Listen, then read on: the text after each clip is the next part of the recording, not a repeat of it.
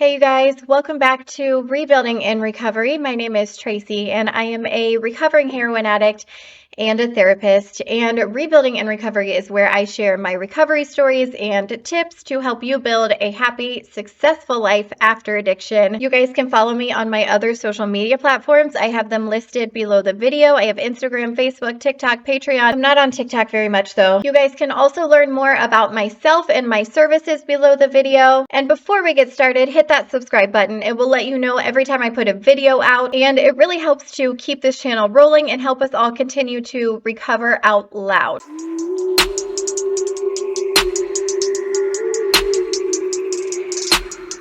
I am back with a story time for you guys today. This one is a little bit tough. A couple disclaimers before I start. Number one disclaimer, trigger warning. I am going to be sharing with you a very detailed story of an overdose. If this is something that you have experienced in your past, or if you have lost somebody this way, I am not going to be mad at you if you need to skip this video. You do what you need to do for your mental health. And number two disclaimer, I just want to let you know before you guys come at me saying this is not your story to tell. This is the story of my husband's overdose. He has given me permission to share this story, and he believes that this story needs to be told. My husband, way back before he was my husband, overdosed in my car back in 2013, and I'm going to be sharing that story with you guys today. There are over 60,000 opioid-induced deaths in America every year. There are over 90,000 overdose deaths. This is a rampant problem in our society. I see so many awful comments on social media when people talk about overdoses, or when people talk about Narcan. People say, let them die. They're a waste of life. They don't deserve my tax dollars. Every person, every overdose is somebody's father, son, husband. Every overdose is a life, and a life is worth saving. So back in the day, back when my addiction first started, that was when my husband and I met for the first time. And when our relationship first started out, it was very heavily filled with our addiction. So back at this time, my husband received a text from one of his dope boys. He said that he had some really good stuff and to come on up and see him. And boy, he was right. We did. We loaded up in the car. I drove a Pontiac G6 at the time, and my husband was driving, and we drove to Cincinnati to get our dope. We didn't get a huge amount. We went and picked up our stuff, and we stopped in a CVS parking lot to do our first shot. My husband divvied it out, and we both had about the same amount. He, however, was a little bit faster than I was, and he was doing his shot while I was still mixing mine up. For once in my life, my slowness was actually a good thing because it kind of saved my life. My husband did his shot, and immediately he knew that something was wrong. He started feeling dizzy, and the very first thing that he did, he turned to me and he said, "Don't do that much." And I didn't realize it at the time, but with those words, he saved my life. I had the same amount that he did, and I weighed probably 150 pounds less than him. While I was doing my thing, I noticed that he was not responding to me anymore. So I look over at him, and he is passed out. He's in the driver's seat, by the way. I can't take him to the hospital. So I wasn't super panicked at first because I was like, all right, he had a little bit much. It's fine. I'm gonna wake him up. And I start trying to wake him up. I'm talking to him. I'm shaking him. I'm slapping him a little bit. Nothing. At this point, I start to panic a little bit. He's not waking up. And I know that if I call 911, I'm going to get arrested. He might get arrested. This was the first time that I had ever seen anybody overdose. I was thinking so many things in my head. By the time I had finished those thoughts, I noticed that he was starting to turn blue. And I knew at that point that I had to take action. It doesn't matter if I go to jail. I cannot let him die. I called 911. I just told them, we're off of this exit. We are in a CVS parking lot. Please come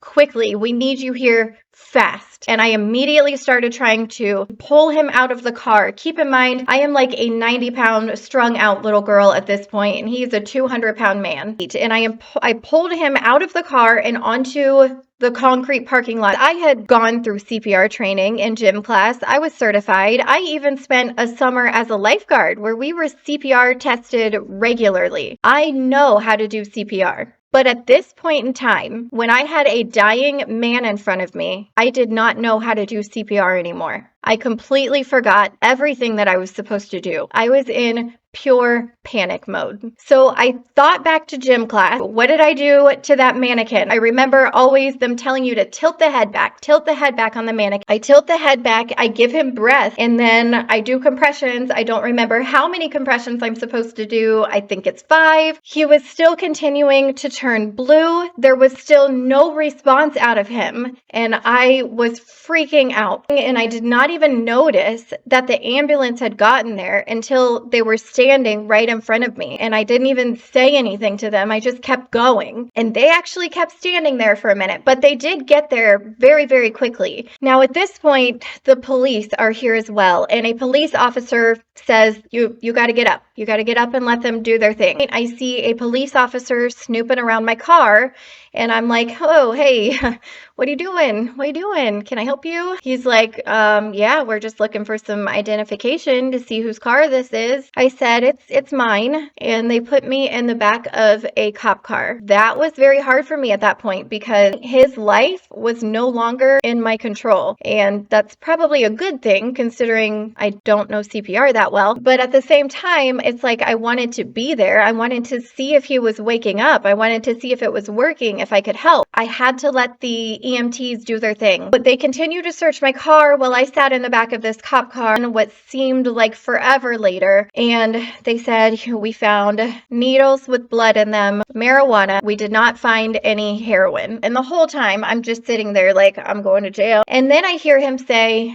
do you know where the hospital is? And I'm thinking in my head, like, no, why do I care where the hospital is? You're arresting me. So he writes me out directions to the hospital. He hands me a ticket for the marijuana and he says, get out of here. Here is how insane your mind works with addiction. The first thing that I did when I left was drive a half a mile down the road to the next gas station and go in and do another shot, knowing that this dope just about killed my husband, knowing that my husband was in the hospital waiting on me. My husband is intubated because he was violent when they Narcaned him, which is a normal reaction to Narcan. The OD had cut off oxygen to him for quite a while. They said if it had been a few minutes longer, then he wouldn't have made it. His kidneys were failing. He had to have dialysis and he was in the hospital for about 4 days. And he still continues to have some kidney issues from that incident. Now I firmly believe that there was a reason why that officer let me go that day. There are over 60,000 opioid overdose deaths in America every year. And a large percentage of those come when people overdose, they get left by their friends. I firmly believe that is why that officer did not arrest me that day, because I did the right thing and he didn't want to punish me for that. He wanted to send the message that if you do the right thing, it's going to be okay. Today, an overdose is going to look a lot different than it did back then, because today we have Narcan.